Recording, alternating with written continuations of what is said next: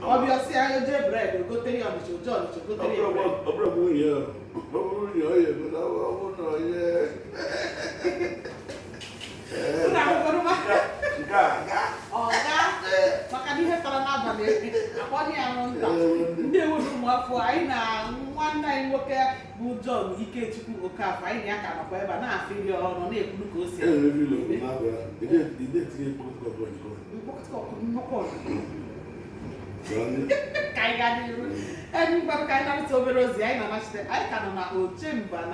Africa Independent Television, AIT.